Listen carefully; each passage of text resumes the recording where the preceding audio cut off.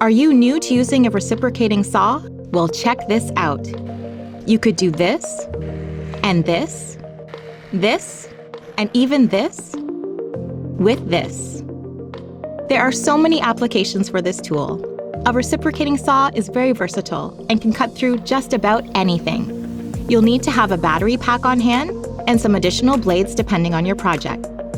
Make sure to have safety goggles when doing any cutting. The saw comes with a wood cutting blade only. This is the shoe. It rests against the material you are cutting. It can be adjusted without any additional tools. Blades can be loaded in up or down position depending on the task at hand. Just behind the shoe, you'll find the chuck.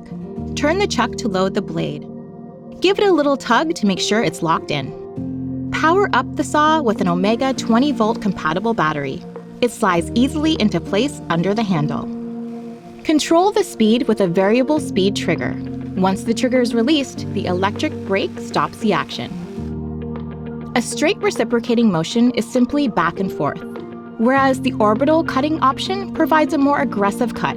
It makes for quicker cuts through some materials, particularly wood. When using the saw, hold it by the handle and the grip.